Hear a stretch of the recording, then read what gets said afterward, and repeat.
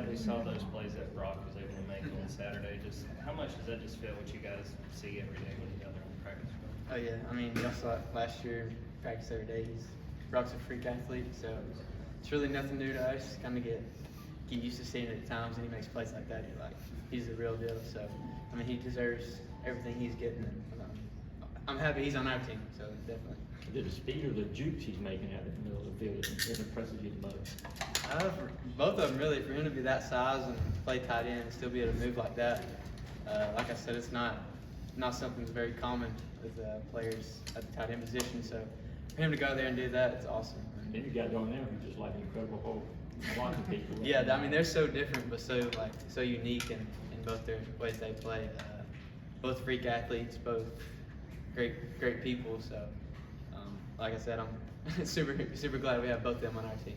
So. As a receiver, how much pride have y'all taken in perimeter blocking and everything like that, and how much did y'all work on it in the offseason? Oh yeah, I mean that's a huge thing. I mean that's a big part of the game. I mean if you can throw it out on the perimeter and get 5-6 yards, that's just as good as a run in the middle. So, I mean really just kind of taking pride in that. I mean you can't just run routes and expect to play receiver. It's kind of both ways. You got to block and run routes. So, I mean I definitely think it's something we've taken more pride in this year, and something we're looking to keep building on. When you were being recruited by Georgia, do you remember Kirby being like, "Hey, you're not like you said, you're not just going to come here and catch passes. You're going to have to block." Do you remember that being a big part of the pitch from Georgia?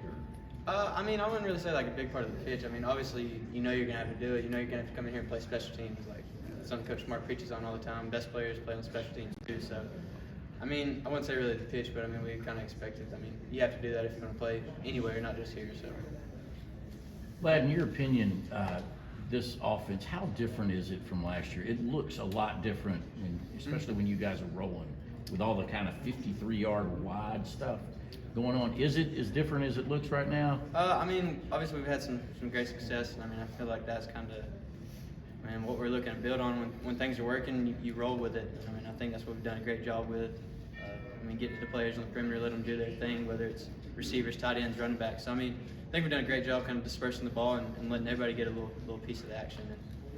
And, I really think that's kind of what's separating us. Everyone's doing something, not just one player. They can't key on one receiver, one tight end, one running back. It's kind of a little bit of everybody, and I think that's really what's helped us a lot. How much is it tooling specifically for Stetson's skill set? You know, he has had a full 9 months of this is going to be QB1.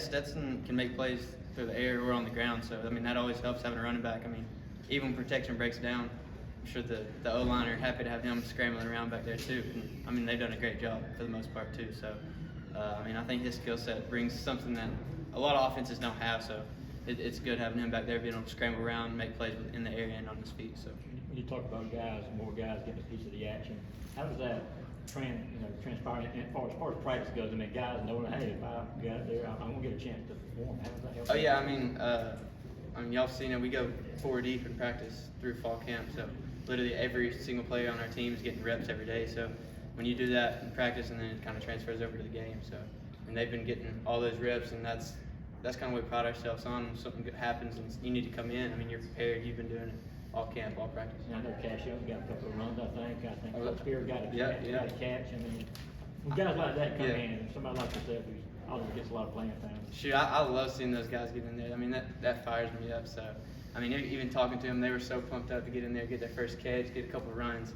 So I love seeing those guys. They work so hard during practice, and for them to finally kind of get rewarded for it, pay off a little bit, it's so awesome to see.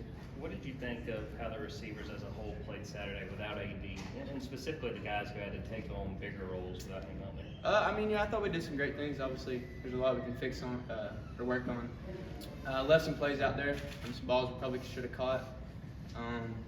But I mean, that happens.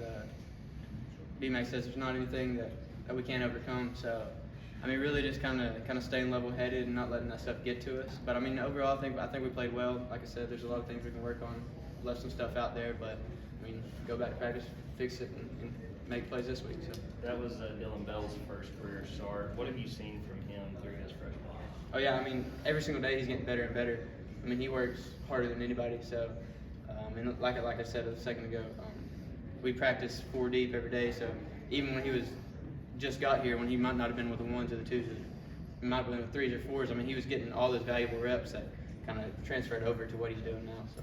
How do you feel about the punt return game in terms of, you happy with how you're doing so far? I mean, I feel like they probably could have made a little bit more on some of those returns. Biggest thing is protecting the ball. I mean, that's kind of what they tell us.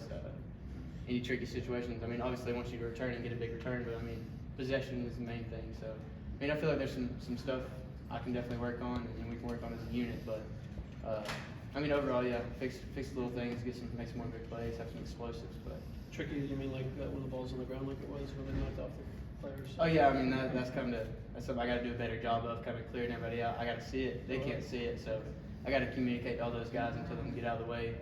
And, I mean, like I said, it was almost a bad play, so it's a good thing we recovered it. But I mean, that's my part. I got to get everybody out of the way.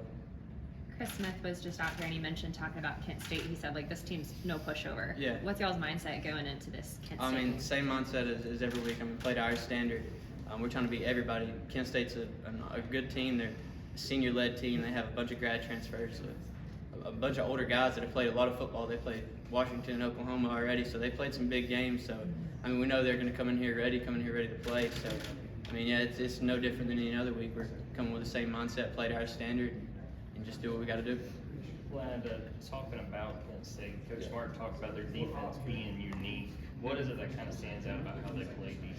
Oh yeah, I mean, like I said, they have a bunch of older guys. They have a bunch of experienced guys that have played a lot of football, and they play like a little defense that we've seen kind of similar to Arkansas a little bit. Kind of keep everything in front of you. So I mean, you just got to put drives together. You can't get what's the word? You can't get impatient with it. You kind of got to just like play your game and make the big plays when they come. You can't try to hit it every time. So I mean, really just kind of putting good drives together and do what we do. And I mean, I think our coaches are going to come up with a great game plan, and we trust them. So we just got to go out and execute. Could y'all be better than you were last year? But could y'all be better than you were last year, even with all the guys you lost? I mean, is the talent here? I mean, maybe. I mean, we're all looking at the people you lost, but right? Yeah, I mean, I think the talent's always there. I mean, yeah. At any Power 5 school like this, you're going to have talent. So I don't think talent's ever the question. It's really just kind of go out there and if you can execute and do it. So, I mean, obviously our coaches have done a great job game planning. So, I mean, really it's on us after that. We got to go do it. And I mean, we're a different team from last year, not the same people. So, I mean, I think really just kind of going out and doing what we do. And if it happens, it happens. So, I mean, I think we're a little different, but we can definitely still be really good too. How would y'all say to keep that motivation? We all said that at the beginning of the year. Obviously, y'all seem to be very hungry. Is it just because a lot of you guys are getting a chance to show? I mean, yeah, I'd definitely say, I mean, some new guys getting in there and getting their opportunity and wanting to make the most of it. But I mean, last year's last year. I mean, it doesn't matter if we won last year. No one's giving us credit anymore for that. So we got to go do our thing now. And this year's a new year, so we got to go out and approach it like we did last year. Like we haven't won anything yet. We haven't accomplished anything. So just kind of go out week by week and do what we do.